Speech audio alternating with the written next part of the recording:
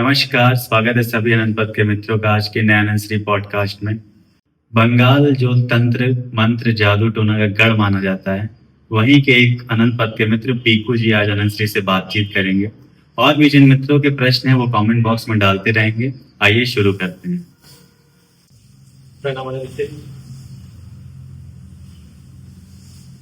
मैं तो बंगाल से आया हूँ और बहुत दिन से आपके साथ जुड़ा भी हूँ। बंगाल चूंकि बड़ा ही क्रिएटिव एक स्टेट रहा है, बड़ा सृजनात्मक रहा है और बड़े प्रतिभा संपन्न लोग रहे हैं वहाँ पर। और संतों और साधकों की भी बड़ी गहरी परंपरा रही है वहाँ पर। रामकृष्ण परमहंस और स्वामी विवेकानंद तो रहे ही हैं, और भी बड़े बड़े संत अरविंद हों या तमाम नाम लिए जा सकते हैं। तो बंगाल एक तरह से बड़ा समृद्ध रहा है, और जब समृद्ध होता है कोई स्थान तो वहाँ पर हर तरह की चीज़ बनती है।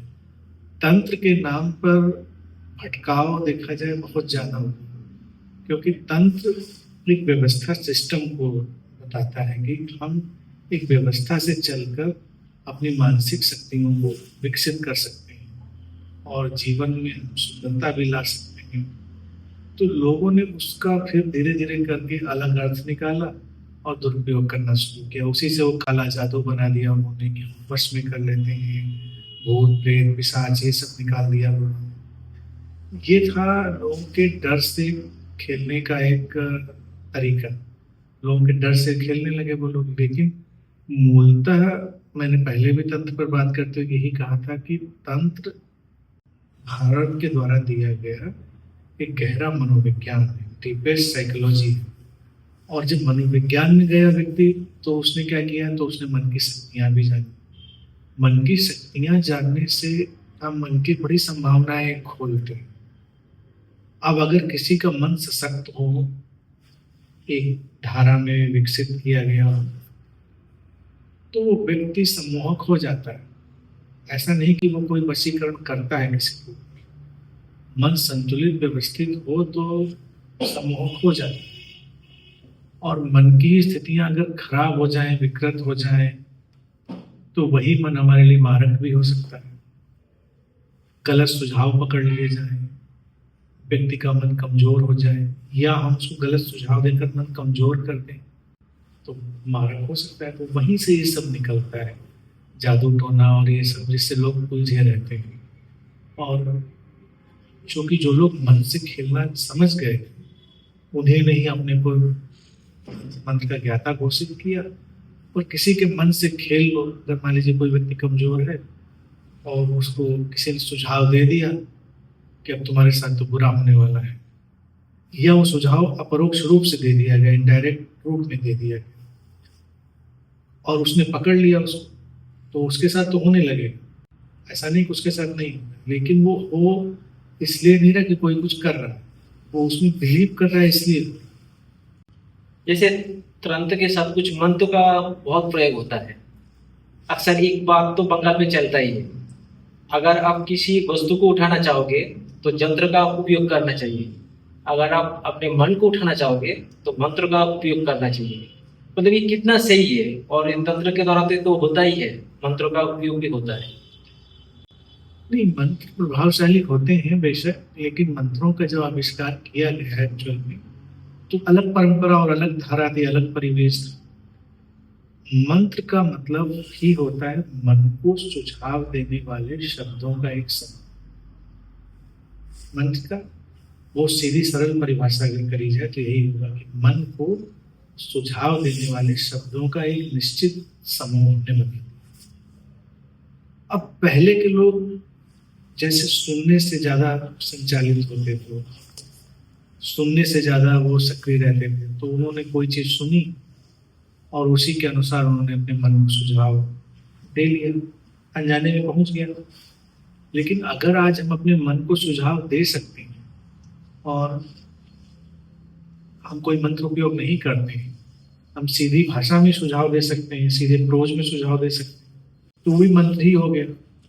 जैसे कोई व्यक्ति अगर ट्रांस में जाए, ध्यान की गहरी अवस्था में जाए और ये शब्द का उपयोग मंत्र के रूप में भी कर सकता है कि जैसे कि बहुत सारी चीज़ें हुई कि हम शक्तिशाली बन रहे हैं, हमारे अंदर स्वास्थ्य आ रहा है और हम चारों तरफ से सुरक्षित हैं, प्रोटेक्टेड हैं। इसी तरह का अगर वो अपने को सुझाव, अगर इसको संस्कृत में ढाल दो, बंगला में ढाल दो, किसी में ढाल दो, तो मंत्र बन जाएगा।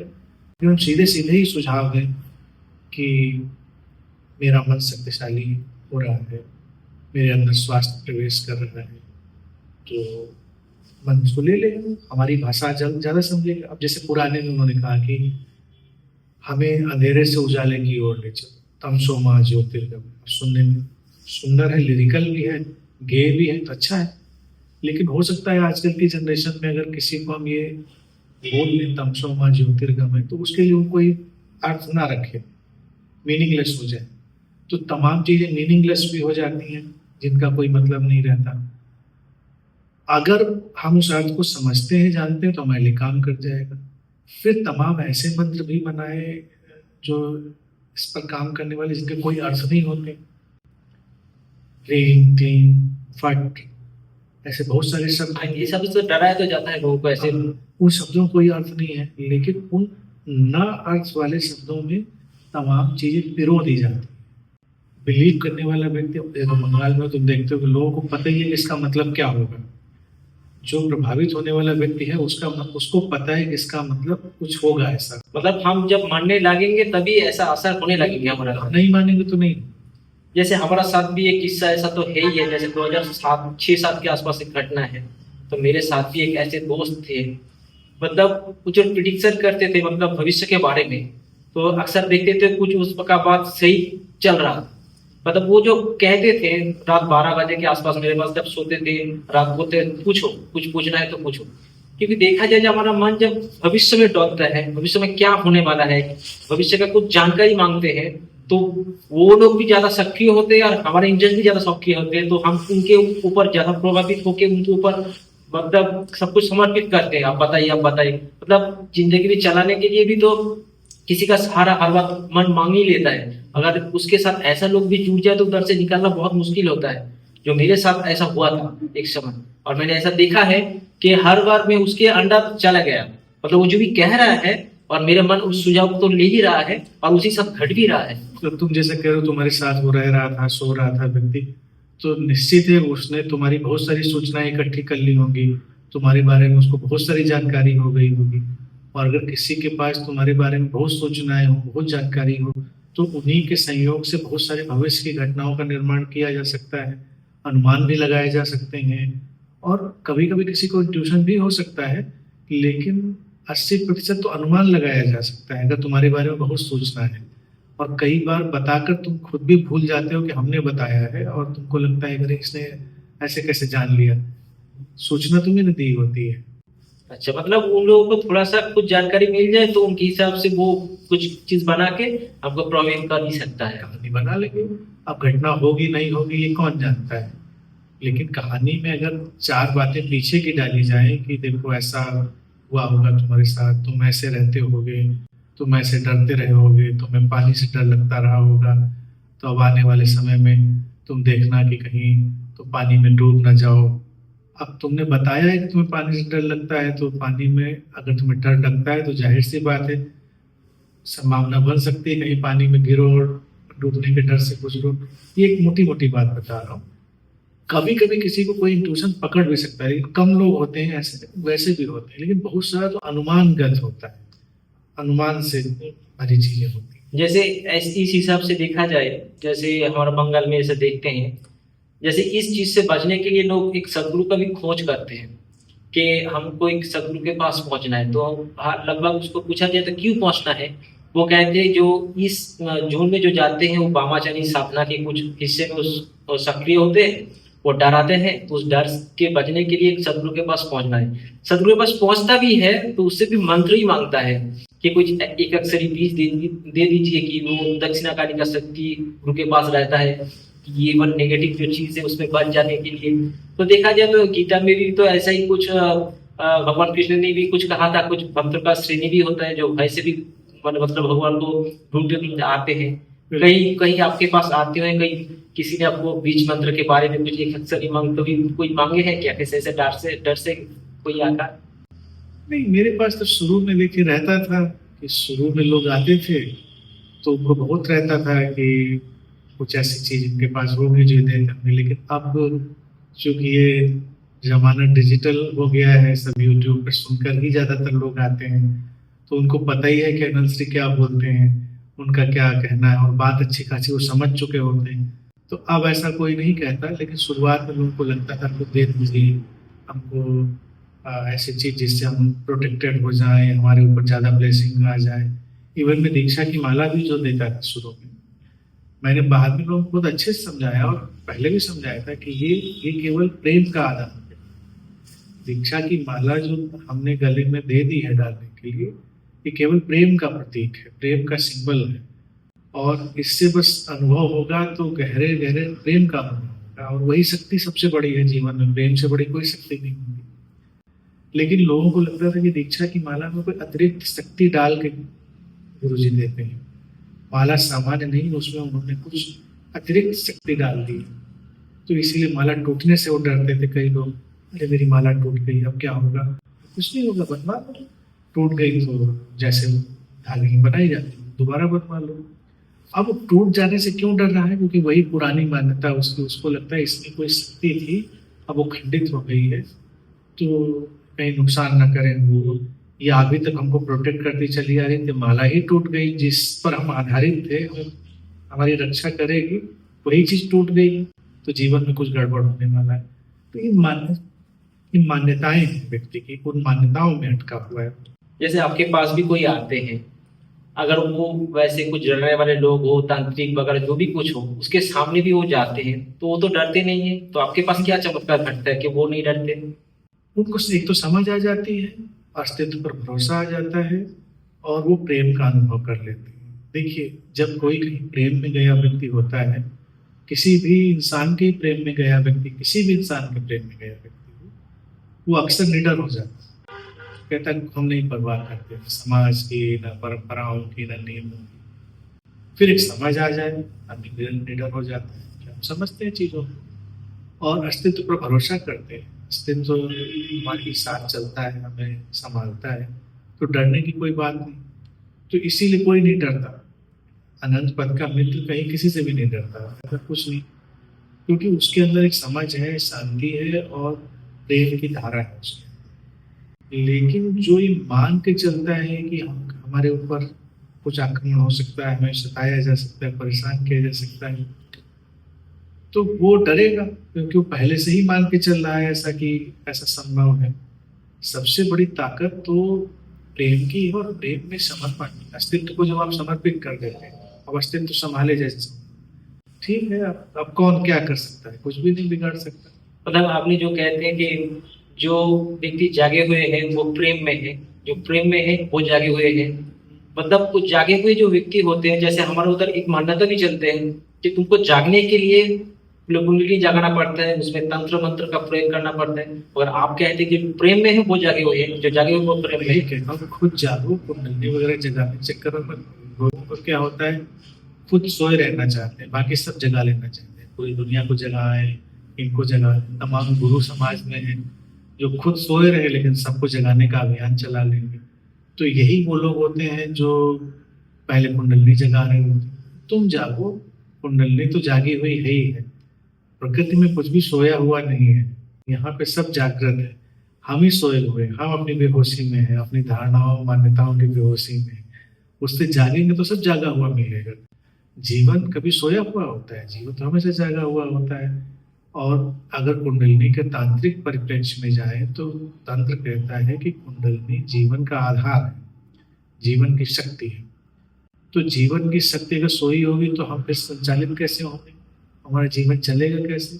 जीवन चल रहा है, इसका मतलब वो जो हमारे भीतर की मौलिक शक्ति है वो सक्रिय है, वो सक्रिय रहेगी। अब हम उस शक्ति के साथ क्या व्यवहार करेंगे और कैसे कैसे आगे बढ़ेंगे, इस पर हमारा सारा जीवन निर्भर करेगा। ऐसा नहीं कोई एक अलग से शक्ति पड़ी है उसको जागृत कर देंगे तो जीवन में बदलाव आएगा। शक्ति तो है, हम अपने को जागृत करके उसे संबंधित कैसे हो जाए।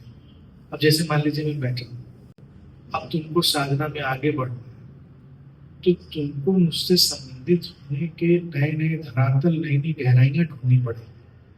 तुम्हें अपनी समझ के दायरे बढ़ाने पड़ेंगे, या कि तुम मुझे जगाने की कोशिश में जुट जाओ। गुरु जी को जगा ले पहले, फिर हम सेट हो जाएंगे।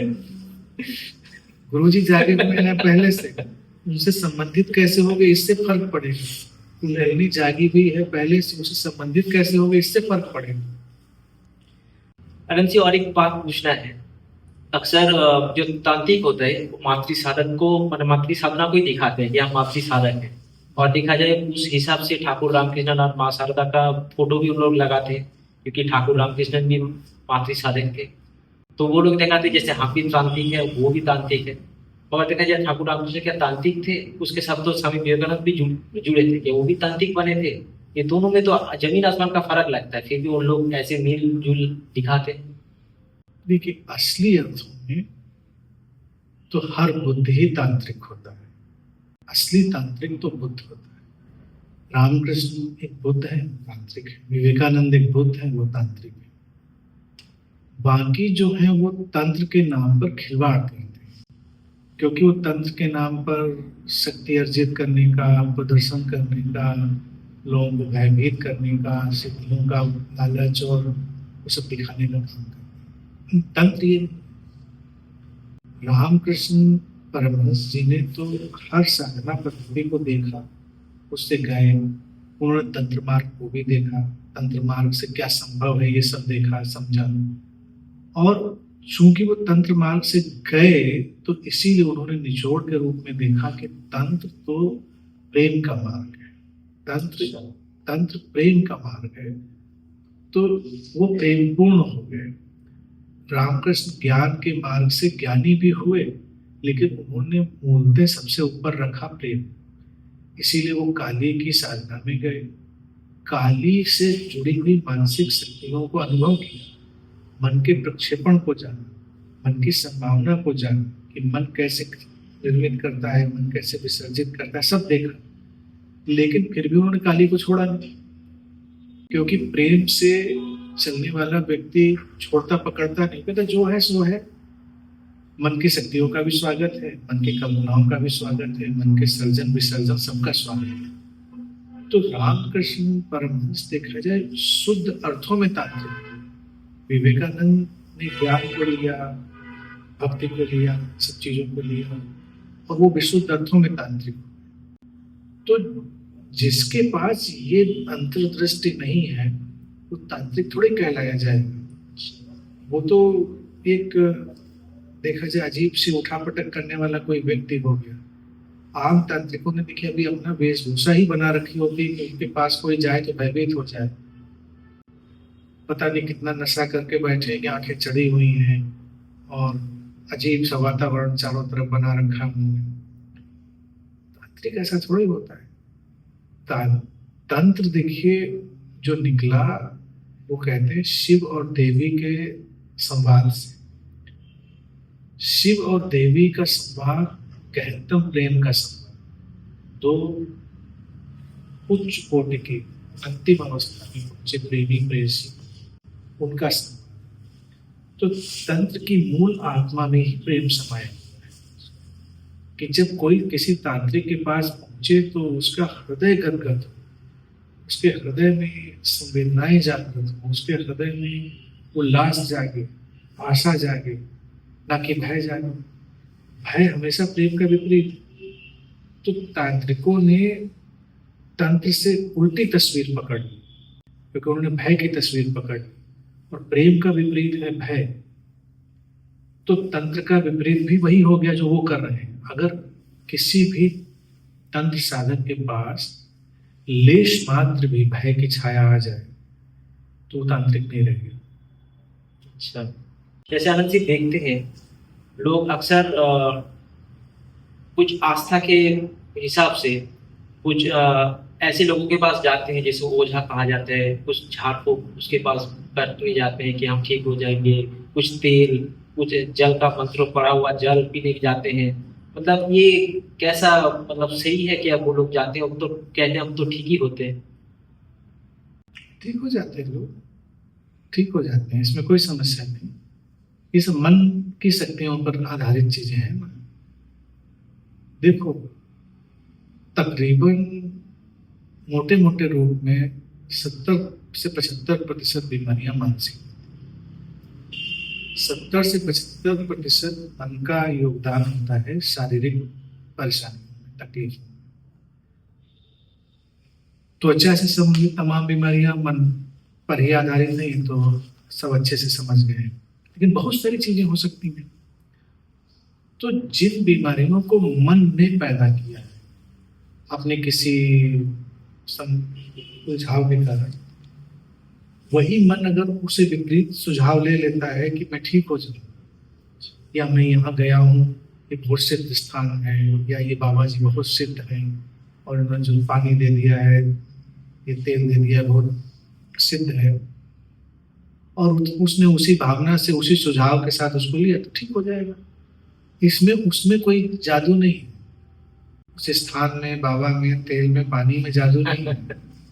वो केवल उसकी मान्यता बदल गई, क्योंकि एक मान्यता ने उसको बीमार किया था, दूसरी मान्यता ने उसको ठीक कर दिया।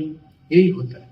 बहुत सारे तो कल्ट ही इस बात पर चलते हैं कि मैंने देखा, मुझे दिखा रहे थे एक बार, कई बाबा लोग ऐसे हैं जो यही काम कर रहे हैं, या तो सिर पे हाथ रख रहे हैं, सबके लोग ठीक हो जा रहे हैं, उनके बीमारियां ठीक हो रही हैं, तमाम अवरोध ठीक हो रहे हैं जीवन के, या वो कुछ पानी फूंक के दे दे रहे हैं, या कुछ और दे दे रहे हैं, उठाकर वो दे दे रहे हैं, ठीक हो जा रहे हैं। कहते बड़ा चमत्कारी पानी बना दिया। व्यक्ति को टेप चाहिए कुछ ना कुछ, तो यूं तो ये प्लेसिबो इफेक्ट भी, लेकिन प्लेसिबो के साथ, प्लेसिबो में लोग लगता है कि बस मन ने माना और हो गया, लेकिन इसमें समस्या ये है कि बीमारी असली होती है, असली बीमारी मन ने ही पैदा करी होती है, क्योंकि वो मानसिक कुछ उलझाव से, मानसिक ग्रंथियों से ही वो आई होती है। तो मन के ही विपरीत विश्वास से बीमारी ठीक हो जाएगी। तो ये तो पूरी तरह संभव है, लेकिन इसमें उन चीजों का योगदान नहीं है। तंत्र ने इस पर काम किया, इसीलिए लोग कहते हैं तंत्र का विषय हो गया, क्योंकि तंत्र ने देखा कि हाँ ये मन का क्षेत्र है, तंत्र ने मन पर काम किया, तो ये मन के क्षेत्र में हस्तक्षेप करके व्यक्ति को इधर उधर किया जा सकता है। लेकिन जब उसका कोई मैनिपुलेशन शुरू कर देता है, दुरुपयोग की, हम कुछ कर रहे हैं, हमारे पास फला देवता की सिद्धि है और फला देवी की सिद्धि है, और उससे हम ये पानी में डाल रहे हैं मन, अब ये पाखंड करने लगा। ऐसा कुछ नहीं। इसीलिए असली तांत्रिक क्या होता है ना, उसकी उपस्थिति ही ठीक कर देती है। जैसे जीसस के बारे में कहते हैं कि वो बगल से गुजर जाते थे, लोग ठीक हो जाते थे। बुद्धा के बारे में कहते हैं, इवन बंगाल से तुम हो तो रामकृष्ण परमहंस की भी अंतिम अवस्था तो यही थी, उनके पास लोग बैठे, लोग ठीक हो जाए, क्योंकि फिर वो अंतिम अवस्था तो वो विशुद्ध प्रेम की हो गई, जहां पर व्यक्ति को भरोसा आ जाता है, वो पहुंचा कि यहाँ तो मैं ठीक हो ही जाऊँ, मन ने अपना काम किया, ठीक हो गई चीजें। तो इसमें भी तो और भी लोग एक गलतफहमी तो हो सकता है, जैसे मन का कुछ डिजीज हो वैसे ठीक हो सकता है, अगर किसी का इंटरनल डिजीज हो, जैसे किसी का कुछ ऑर्गन फेलियर हो, तो उसमें भी ऐसे लोग तभी जा चुके हैं और जाते हैं, देखते हैं। तो ये जो बाबा लोग वैसी दुकानें खोल कर बैठे हैं, वो अपराध कर रहे हैं, क्योंकि पहली तो जो शर्त है यही रखनी चाहिए, किसी भी ऐसे व्यक्ति को दावा नहीं करना चाहिए हम कैंसर भी ठीक कर देंगे, हम किडनी फेल ठीक कर देंगे, हम लीवर फेल ठीक कर देंगे। पहला काम करना चाहिए कि जाओ कि डायग्नोसिस करो, जो चिकित्सा संभव है वो चिकित्सा लो, चिकित्सा करो, वो इलाज करो और आस्था रखो, ठीक हो जाएगा। अगर उसको मान लीजिए टेक ही मन की देना चाह रहे हैं तो कहते हैं चलो ये मंत्र तुम पढ़ते रहना, ये तुम्हें सहयोग करेगा, रोज आधा घंटा ध्यान में बैठ लेना, ये सहयोग करेगा, लेकिन अपनी दवा वगैरह कर देना। तो व्यक्ति को दोहरा लाभ मिल गया, दवा का भी मिल गया और मन की शक्ति का भी मिल गया। इसमें 70% बीमारियां गई, और जो बीमारियां डायरेक्ट वायरस से आ रही हैं, डायरेक्ट उनके अपने और कॉम्प्लिकेशन है, वो थोड़े ठीक हो जाएंगे। अब सांप झाड़ने का मंत्र होता है, लेकिन उन्हीं सांप को झाड़ा जाता है जिनमें जहर नहीं होता है। जिन सांपों में जहर होता है वो थोड़े झड़ते हैं, क्योंकि वो तो व्यक्ति के मन ने पकड़ा था कि मुझे सांप ने काट लिया। उसको झाड़ रहा था। लेकिन जब असली कोबरा और असली करैत और असली ये सब ऐसे तो बहुत सारे लोग जान भी जा चुके हैं ऐसे करते चली करते। जाती है, चली जाती है, और क्या। आनंद से ये भी पूछना है, जैसे तंत्र के नाम पर बहुत सारी जगह बलि चढ़ाया जाता है, जैसे महाकाली को प्रसन्न करने के लिए बलि दिया जाता है। क्या अगर वैसी दृष्टि में देखा जाए, उसको माँ का हिसाब से हम उसको मानते हैं, माँ का हिसाब से पूजा करते हैं, अगर कोई माँ ऐसा चाहेंगे कि उसका जो बच्चा हो उसका बलि हो, मतलब माँ का धर्म देखा जाए तो पूरा अस्तित्व ही तो उनका संतान के हिसाब से है, जैसे हम मानते हैं लोग, तो उस हिसाब से जो चलेगा, जो बलि प्रथा कितना सही है और ये क्या है? बलि प्रथा देखा जाए बहुत आदिम मन का आविष्कार थी, लेकिन कई चीजों को बहुत दूर तक जब खींच लिया जाता है तो समस्या खड़ी हो जाती है। आदिम मनुष्य के पास जब भोजन नहीं था, शिकार करके अपना पेट भरता था, तो एक शिकार का मिल जाना उस समूह के लिए बहुत बड़े उत्सव का रूप होता था। आज भोजन मिल गया, आज सब पेट भरकर खाएंगे, आज सुअर मार रहे, आज बकरा पकड़ लाए, ये आदिम मन, उसके लिए प्रसन्नता का विषय। और मनुष्य तो ईश्वर या देवी की छवि अपनी छवि में ही देखता है, तो उसमें जैसे हम प्रसन्न हुए वैसे वो भी प्रसन्न हुए। तो तब के मनुष्य ने ये परिकल्पना गढ़ी कि वो जो देवी है, और तमाम कबीलों में देवता भी होते थे, वो इस बलि से ही प्रसन्न, क्योंकि वो भी बलि से ही प्रसन्न हो रहे थे, उस भोजन से ही प्रसन्न हो रहे थे। देवी को उन्होंने माना कि वो सूक्ष्म में कुछ ग्रहण कर ले। फिर ये बात दूर तक लंबे समय तक चली गई कि व्यक्ति उससे मुक्त नहीं हो पाया। लेकिन ये शुरू वहीं से हुई थी, उसके आदिम मन से। अब व्यक्ति को लगता है कि प्रसन्न करने के लिए कुछ और कठिन काम होना चाहिए, तो उसमें कठिनाइयां आने लगी। फिर इसके अलावा व्यक्ति के अंदर अंधविश्वास के नाम पर जो हिंसा की वृत्ति थी, ईर्ष्या की वृत्ति थी, वो सब आने लगी।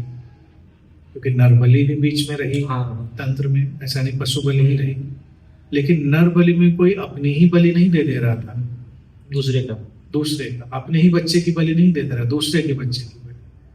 तो ये तो एक हिंसा प्रतिहिंसा की जो धारा उसके अंदर बह रही थी, उसका भी एक रूप था। और अभी भी बहुत सारी जगहों पर दबे छुपे ढंग से ऐसी घटनाएं हो ही जाती हैं, जब किसी ने किसी बच्चे को बलि चढ़ा दिया। अपने को क्यों नहीं चढ़ा दिया? अपने को बचाना है, दूसरे को मिटाना है। और व्यक्ति जो कि स्वयं हिंसक है, तो उसको लगता है हमारा देवता हमारे देवी भी हिंसा में रुचि लेते हैं, ये उसकी मान्यता है।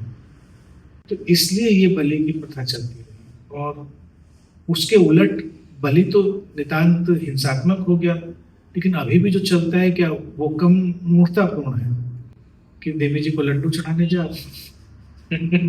देवी जी हमारे लड्डू खाने के लिए बैठी हैं, हमारा हलवा खाने के लिए, खीर खाने के लिए बैठी हैं। आपको खानी है, उनको तिनका फेंकने के बाद वो लड्डू तो आपको खाने हैं, वो पेड़ा आपको खाना है, वो खीर आपको खानी है, तो चढ़ाओ कुछ लोग। तो ये व्यक्ति जो खुद सोचता है कि बड़ा इसमें अच्छा है, मतलब भाव का जो केस है, और उस हिसाब से देखा जाए कि हिंसात्मक भाव ही होता है, हिंसात्मक भाव होता है, हिंसा की तरफ मुड़ा। फिर जब उसके अंदर स्वाद का बहुत भाव बढ़ा, तो ये सब लड्डू पेड़े बर्फी की तरफ बढ़ गया।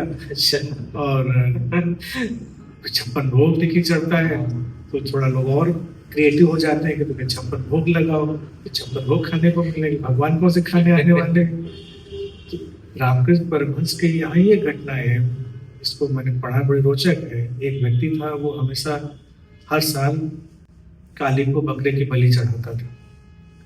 तो फिर रामकृष्ण को पता चला कि अब ये 2-3 साल से नहीं चढ़ा रहा है बलि। तो रामकृष्ण ने उससे पूछा कि पता चला तुम आप आजकल बलि नहीं चढ़ा रहे हो, क्या हो गया?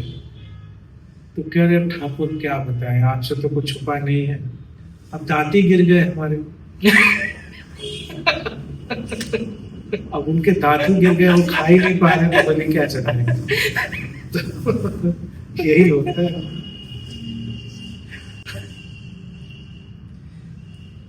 कारण से देखा जाए इसमें भी लोग एक प्रतिवाद के हिसाब से भी लोग सामने आ रहे हैं। वो कह रहे हैं कि जैसे बलि के हिसाब से देखा जाए हमारे अंदर जो विद्या है, जैसे क्रोध है, राग है, हिंसा है, इसको बलि चढ़वाना है, इसको पशु के हिसाब से देखा जाता है, तो बाहर के पशु का क्यों बलि करना है? इससे भी कुछ लोग ऐसे बोल ही रहे हैं। लोग तो देखिए हर चीज को डिफाइन करने के पीछे रहते हैं, उनको जस्टिफाई करना। वो एक बार ही गलत क्यों नहीं कह देते किसी चीज को कि बलि गलत। हमारी नकारात्मक वृत्तियों की बलि चढ़ानी है, ये भी गलत है। चढ़ानी कहाँ, किसी को क्यों चढ़ा? मान लो हमारे नकारात्मक वृत्तियां हैं तो कहीं क्या हमें कीचड़ फैलाना है? देवी के चरणों में हमें गंदगी फैलानी है? अब अपना तुम्हारी घर की गंदगी तो अपने घर में निपटो, अपने घर में झाड़ू पोछा लगाओ। लेकिन इससे भी कोई हल नहीं होता। नकारात्मक वृत्तियों को मारने की दृष्टि भी एक हिंसात्मक दृष्टि है। अच्छा, बिल्कुल। उनसे भी प्यार करो, अपनी इच्छाओं से प्यार करना पड़ता है, तब वो खत्म होती है। क्योंकि इच्छाएं में तो हमारे भीतर ही जन्मी है ना। ये अहंकार, ये क्रोध, ये वासना, ये सब हमारे अंदर ही तो जन्म ली है। वो हमारी ही संतानें हैं, कहीं और से तो आई नहीं। तो उनको भी अगर हमको शुद्ध करना है, अलाइन करना है, तो उनको प्रेम की दृष्टि से देखना पड़ेगा। प्रेम की दृष्टि से देखेंगे तो ठीक हो जाएगी। इच्छाएं या वासनाएं या क्रोध या ईर्ष्या, जितनी भी चीजें हैं, वो किसी न किसी नासमझी और किसी न किसी अप्रेम की स्थिति पर निर्भर करते हैं। यही स्थिति उलट के ले आओ कि हमारा बच्चा है, शैतान बदमाश हो गया है, तो क्या रोज उसकी धुनाई करेंगे? वो भी तो बलि चढ़ाने का दूसरा तरीका हो गया। कहेंगे आज बच्चे की पिटाई होगी क्योंकि इसकी बुराई की बलि चढ़ाएंगे। बच्चे से हमें दुश्मनी नहीं है, जो इसके अंदर बुराई आई हुई है उसके लिए इसको सजा दे रहे हैं। लेकिन क्या सजा देके कोई बच्चा बदलता है? कोई नहीं बदलता। बच्चे को प्रेम से अपना, उसको स्वीकार करो, बदल जाएगा। इतनी जेलें बनी, इतनी सजाएं बनी, कब सोचो किसी सजा से कोई अपराधी बदला? प्रश्न पूछा जाना चाहिए, न्याय व्यवस्था से भी प्रश्न पूछा जाना चाहिए और समाज से भी। इस सजा तो आप दे लेते हैं, लेकिन कभी किसी का हृदय परिवर्तन तो नहीं हुआ कि जेल जाने के बाद कोई निकलता हुआ सब बेकार है, हिंसा, ये चोरी, ये तो नहीं। बदले ऐसे लोग बुद्धों के सानिध्य में, किसी बुद्ध के सानिध्य में कोई चोर गया, उसको लगा कि चोरी क्यों करता हूँ, क्यों, इसका प्रयोजन क्या है, खत्म हो गया। कोई हत्यारा किसी बुद्ध के शरण में गया, उसको देखा कि इसका तो कोई औचित्य ही नहीं है, बदल गया। तो ये वास्तविक रूप में बदलाव हो। बलि शब्द ही एक हिंसात्मक शब्द है, सजा भी हिंसात्मक है। हिंसा से हिंसा का समाधान नहीं होता। अपनी वृत्तियों से लड़कर भी कोई समाधान नहीं निकलता। अपनी वृत्तियों से प्रेमपूर्ण होकर ही उनका भी समाधान निकलता। कभी कभी देखा जाता है कहीं जगह पे फल और फूल ऐसा चीज का भी बलि देते हैं, जो देखा जाए जब तुरंत संवेदनशीलता का जो चीज होता है, तो वो कैसे कालांतर में वो हिंसा कैसे बन चुका है। मतलब फल फूल से भी वो बलि तो देते हैं, क्यों देते हैं? फल फूल की भी बलि नाम से ही कुछ क्यों करना है? वैसा करना ही क्यों है? जैसे मैं छोटा था तो कौन सा त्योहार होता था हिंदुओं में, तो मुझे पता नहीं, मैं छोटा ही था। तो मेरी दादी थी तो एक थाली में तिल का बकरा बनाती थी। अच्छा तिल का 4 पैर, उसके खोपड़ी पूरा अच्छे से उसको गुड़ और तिल में उसको बना के, गुड़ और तिल में उसको बना दी। फिर हमको ही बुलाया जाता था, उसमें कोई लड़के ही करते थे। फिर चाकू देके उस तिल वाले बकरे की गर्दन ऐसे धीरे धीरे काटते थे। और जब हम काटते थे तो जो दादी थी मेरी, वो मैं भी करती थी। बकरा कटते समय जो करता है तड़प के, फिर उठ जाती थी गर्दन। फिर वो सब उसमें टांगे, वो सब खाने के लिए प्रसाद में दी जाती थी। पता नहीं कौन सा त्योहार कुछ था ये सब पक्का। लेकिन ये तरीका, ये सोच, ये है ही क्यों? इसकी जरूरत ही क्या है भाई? ये तो बहुत पुराना समय से चल ही रहा है, तो आज भी ऐसा माने ऐसा चीज चल ही रहा है। ये देखिए कहीं ना कहीं से वो आदिम मनोवृत्ति से व्यक्ति मुक्त नहीं हो पाया, जब अपने पोषण के लिए भी वो वध करता है, शिकार करता है, हत्या करता है।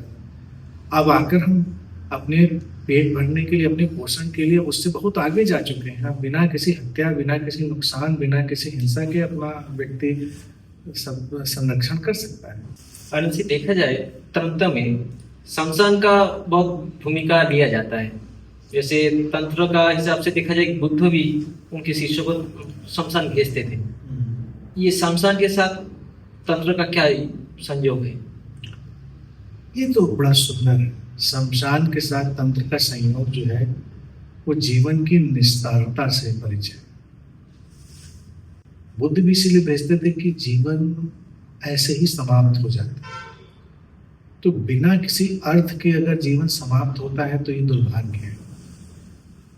इससे पहले कि हम भी उस अवस्था में पहुंचे, हम भी उस चिता पे जल रहे हों, हमारे जीवन में कोई अर्थ हो तो जीवन की सार्थकता हो।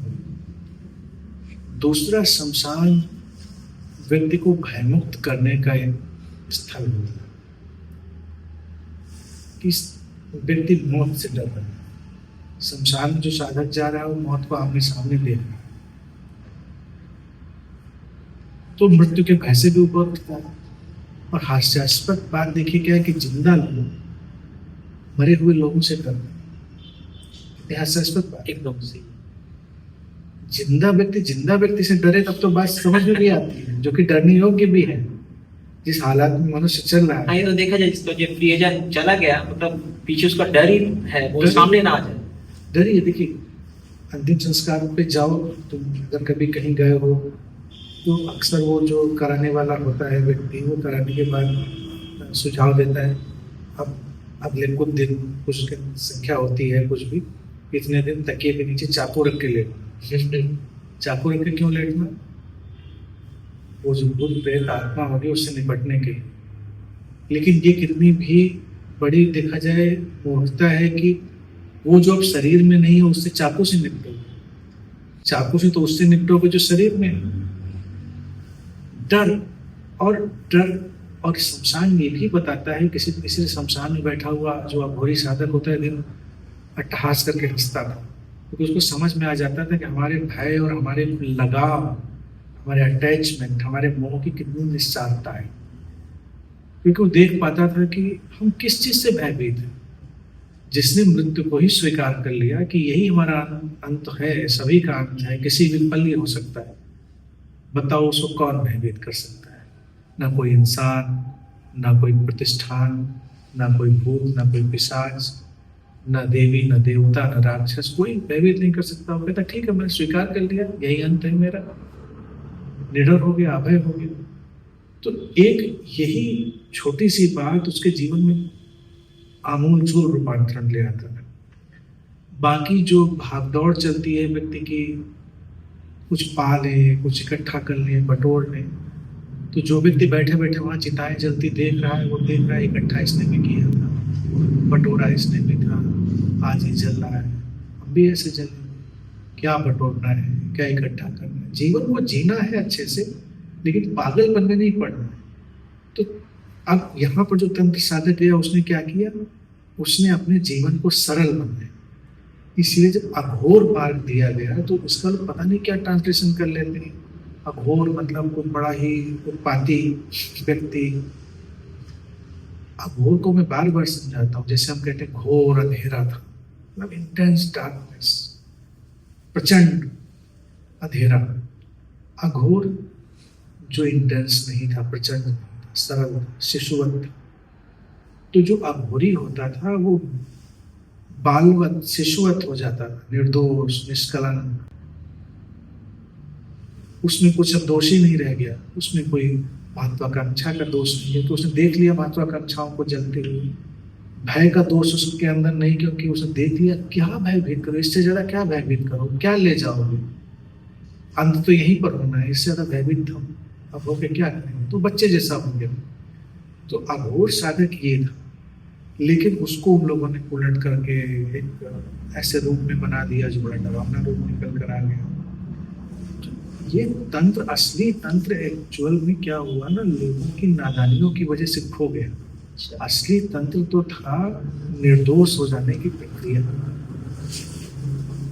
निर्दोष हो जाने की, जिसको कहते हैं ना अलख निरंजन। नाथ संप्रदाय के लोग अलख निरंजन संबोधन लोग, अलग जिसे आप देख नहीं सकते, जो आपके पहुंच से परे है, वो सत्ता, वो स्रोत। निरंजन जिस पर कोई दोष नहीं लगता, जो आप बिल्कुल निर्दोष मुक्त है,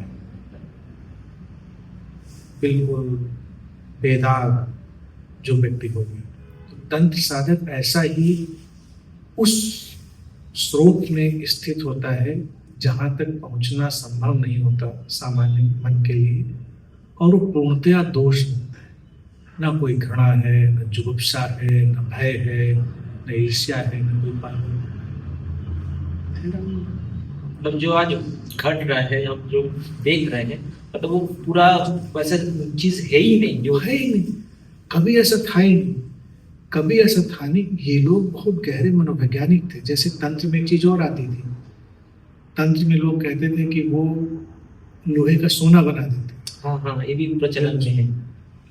बनाते थे लोहे का सोना, क्यों बनाते थे? लेकिन जो इंसान लोहे जैसा होता था उसको सोने जैसा बनाते थे। उन्होंने कहा हम बनाएंगे सोना ना, तुम आओ हमारे पास, क्योंकि ये लोहे जैसा हम आए थे जंग खाते हुए, और फिर हम सोने जैसे हो गए जिस पर अब कोई जंग नहीं लगी। हम निष्कलंक हो गए, स्वर्णवत हो गए, आग से गुजरे और सोना बन गए, तप कर निखर कर। तो वो एल्केमिस्ट कहलाए तांत्रिक, ऐसा करते थे काम। लेकिन वो सचमुच के लोहे को सोना नहीं बना रहे थे। अब ये तो कविता बोल दी उन्होंने। अब कविता में लोगों ने कहा अच्छा, तो अपना अपना लोहा लेके चलते हैं, सोना बनवा ले। ऐसा सोना कहाँ बनता है? ऐसा सोना थोड़े कहीं बनता है। लेकिन कहानियां चलती रहती हैं, फिर किसी से जाके पूछोगे ऐसा होता था कि नहीं, मैंने देखा तो नहीं, मैंने सुना है, मेरे गुरुजी के गुरुजी हैं वो बनाते थे। फिर आप कोशिश करके उनके गुरुजी के और नजदीक पहुंच जाओ तो वहां भी यही कहने मिलेगा, नहीं देखा नहीं, मैंने सुना है कि उनके गुरुजी बनाते थे। लेकिन मैं कहता हूँ हर बुद्ध लोहे को सोना बनाता है। हर जो तंत्र में गया हुआ व्यक्ति है वो एल्केमिस्ट है, लोहे को सोना बनाता है। मतलब उसका व्यक्तित्व चेंज हो जाता है, रूपांतरण, from the base to higher, साधारण से उच्चतर में रूपांतरण। बेहतरीन है, बहुत सुंदर है। यही सच्चाई, यही असली तंत्र है।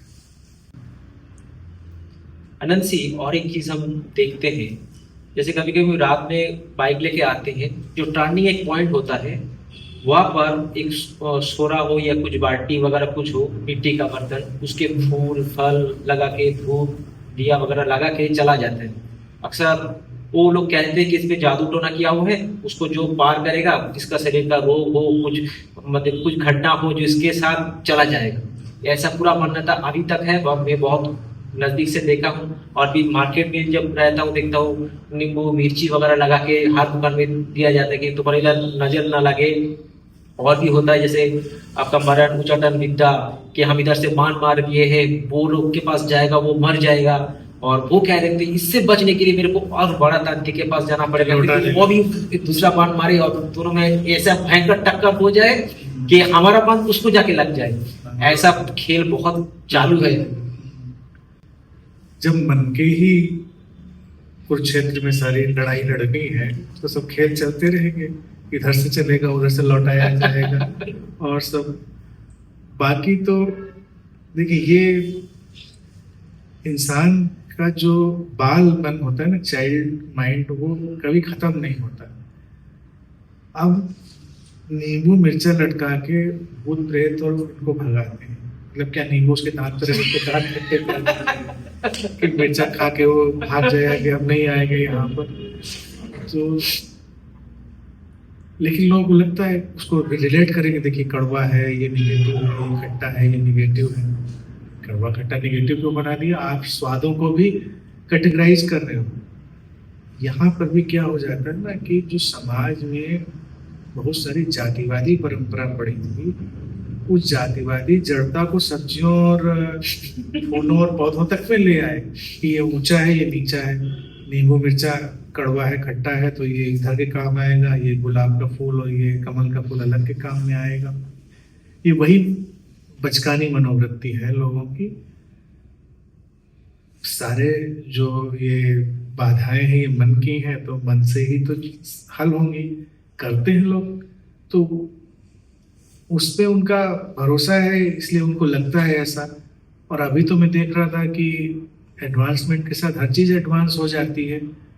तो भाई ये ताजी वाली मिर्ची और नींबू तो खत्म भी हो जाता है, तो प्लास्टिक की भी मिर्ची भी आ गई, हाँ, वो भी लगा रहे हैं लोग। प्लास्टिक की भी लगा रहे, तो कहते हैं कि नहीं चलो 50% ही काम कर देगा, प्लास्टिक का देख के लौट जाएगा। इस तरह से कहानियां हर गांव घर में चलती हैं। जैसे हमारे उधर एक कहानी चलती थी, नींबू मिर्ची जैसी ही कहानी थी। और फिर मैंने सुना कि जब हॉस्टल में मैं रहा तो कोई किसी इलाके का है, तो लड़का वो भी कहानी थोड़े थोड़े ट्विस्ट से सुना रहा है, तो किसी और इलाके का। तो मुझे लगा एक ही कहानी हर थोड़े थोड़े ट्विस्ट से चलती है कि एक भूत आता था, तो कहीं उसको भौतिरवा बोलते हैं, कहीं उसको कुछ और बोलते हैं, मुंजा बोलते हैं, कहीं कुछ बोलते हैं, ऐसे ऐसे करके। और वो नाक से बोलता था। हमारे अच्छा। दादाजी बैठे रहते थे, सर्दियों में आग ताप रहे थे, तो नाक से बोलता था बीनी है, बीनी है। तो अच्छा, हम सोचते थे कि नाक से ही क्यों बोलता है, हर कहानी में नाक से बोलता है। अब दादाजी उसको बीड़ी देते थे पीने के लिए, वो बीड़ी पीता था, रहता था। अब दादाजी परेशान हो गए कि अब क्या करें, तो पीछे ही लग गया हमेशा। तो एक दिन अलाव ताप रहे, तो उन्होंने अलाव में ईंट डाल दी, तो ईंट गर्म हो गई। जो अगली बार आया उसमें बीनी है, दादाजी ने चिमटे से ईंट निकाली और डाली, बैठ जाओ। वो ईंट पे बैठा और भागा, फिर बाप रे बाप करते हुए फिर दोबारा लौट के नहीं आया। अब ये बीड़ी और ईंट ये हर कहानी में घूम फिर के होती थी। समझे, बड़ा गजब का भूत था। एक तो बीड़ी पीता था और ईंट से चल गया, भाग गया वो। तो ये लोगों को क्या है ना कि ऐसी बचकानी कहानी में बहुत मजा आता है। तो ये जितना भी सब चल रहा है, ये बचकानी कहानियों का मामला चल रहा है। और मारण मोहन उच्चाटन, इस पर हमने बात करी है, समझाई भी है कि ये मन की शक्तियों की खेल है। मन में सब शक्ति है, मन में मरने की शक्ति है। सुझाव मर सकते हो, सुझाव लो, बीमार हो जाओ, बीमार हो जाओगे। सुझाव लो, स्वस्थ होने का स्वस्थ हो जाओगे। सारा creative visualisation, hypnosis, self hypnosis, ये सब इसी पे तो बेस्ड है। हिप्नोथेरेपी सब इसी पे बेस्ड है। लेकिन अगर इनका कोई खुलकर उपयोग करने की कोशिश करता है, बात करता है, तो वो भी हिंसक प्रवृत्ति ही तो हो गई। किसी को मारने के लिए आप सुपारी देते हैं, किसी को मारने के लिए आप वोट चलवाते हैं। बात तो एक ही है, बात तो एक ही है। मेरे पास भी बहुत पहले, आज से 25 साल पहले, एक बार एक सज्जन आए, गुरु जी ऐसा कर दीजिए उनके हाथ पैर टूट जाए, कुछ ऐसा। भाई ये विद्या हमें नहीं आती, पहली बार किसी को विद्या होती नहीं है। नहीं तो ये लड़ाइयाँ ऐसे थोड़ी होती। दुश्मन की सेना आ रही है और इधर चोटी पे गुफाओं में तमाम तांत्रिक बैठे हैं और खट से उन्हें मंत्र मारा, हाथ पे टूट टूट के सेना गिरती जा रही है। ऐसा तो कहीं नहीं हुआ। पुरानी लड़ाइयों से लेकर आज की लड़ाई तक ऐसा नहीं हुआ। जबकि कहेंगे पहले बड़े तांत्रिक होते थे, अब छोटे तांत्रिक। पहले बड़े तांत्रिकों ने भी कुछ किया नहीं, सब होता चला गया, देश गुलाम बन गया, इतना अत्याचार हो गया, सब चीजें हो गई, किया किसी ने कुछ नहीं। तो हमने उनसे कहा कि चलो ठीक है, मार के आते, हाथ पे तोड़। नहीं ऐसे नहीं। मैं तो फिर कैसे, हमने आप हाथी पर तो तोड़वाने हैं, चलो 2 डंडे तुम भी चलाना, 2 डंडे हम भी चलाएंगे, तुम तृप्ति भी होगी तुमको। हमने कहा अगर तुम्हारे बिना डंडे चलाए उनके हाथ पे टूट भी गए मान लीजिए, तो तुम्हें तृप्ति नहीं होगी ना, क्योंकि हिंसा की जो तृप्ति चाहते हो वो तो वैसे ही आएगी। तो व्यक्ति के भीतर ये हिंसात्मक वृत्तियां हैं जिनके अंदर ये सब रेंग रहा है, उसी में ये सब विद्याएं निकली हैं, इनको नाम दिए गए। इनका कहीं कोई वेरिफिकेशन नहीं, कहीं कोई प्रमाण नहीं, कहीं आज तक कोई कर नहीं पाया। हाँ, इनको मैं साइकोलॉजिकल ढंग से इंटरप्रेट कर देता हूँ, साइकोलॉजिकली पॉसिबल है तमाम चीज़ें, लेकिन वो मनोविज्ञान का विषय हो जाता है। तो बस इतनी ही सी बात है, वो मनोविज्ञान के क्षेत्र में चीजें आ जाती हैं, बाकी उनकी कोई वास्तविक सत्ता नहीं। मतलब देखा जाए, मन जब दुर्बल हो जाता है, किसी के साथ झगड़ा हो जाता है, और वो सोच सोच के खुद ही मर जाता है, मतलब खुद ही खुद के लिए जिम्मेदार है। सोच के और क्या। जैसे देखिए इस पे कहावत ही कही जाती है, अगर तुमको कमजोर बनाना है और अभी करके देख लो तुरंत असर हो जाएगा इसका। और हम अपने 10 दोस्तों को कह रहे हैं कि जैसे ही पीको मिले, क्या बात है पीको पूरे पीले दिख रहा है पहले तो तुम कहोगे नहीं ऐसा कुछ नहीं, फिर दूसरा मिलेगा तुमको तबीयत नहीं ठीक है क्या, कमजोर लग रहे हो, तब थोड़ा झटका लगेगा तुमको, पता नहीं क्या। तीसरा मिलेगा कि अरे पीको तुम तो बिल्कुल ही बीमार जैसे लग रहे हो, फिर तुम जाके शीशे में देखोगे कि आंखें वाँखें अपनी खुद कि पीलिया उलिया तो नहीं हो गया है कुछ। चौथा मिलेगा, क्या बात पीको भाई तुम इतने कमजोर से क्यों चल रहे हो।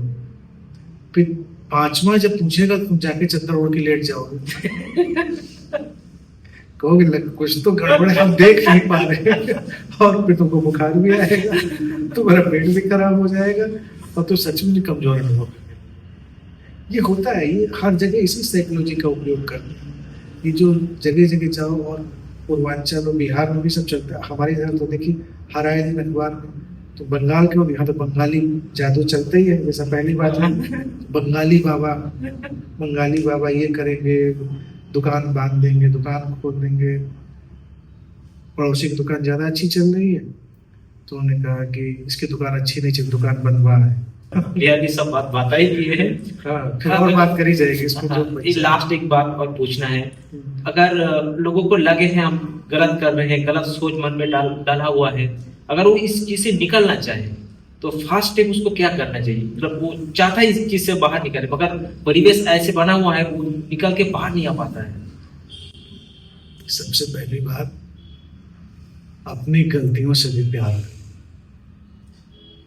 तुम्हारी पढ़ाई नहीं, तुम्हारे भीतर है और उनसे संवाद करो। कोई बात नहीं, होता है आते हैं ऐसी बातें, ऐसी इच्छाएं, ऐसे विचार, ऐसे दुर्बलता है, ठीक है हो जाए, साथ में रह के उस चीज को ठीक कर। तो जैसे ही अपनी गलतियों के प्रति भी एक संवेदनात्मक दृष्टि रखी, गलतियां डाउन हो जाती, उनके प्रति पकड़ ढीली हो जाती, बाकी ध्यान साधने के सब रास्ते खुले हो, वो उन पे थोड़ा चलिए, थोड़ा मन बैठे, धीरे धीरे करके सब चीजें ठीक हो जाती। और सबसे बड़ी आज के समय में जो रेमेडी है, रोज आधा घंटा नमस्ते को सुनते सारी रेमेडी। नमस्ते।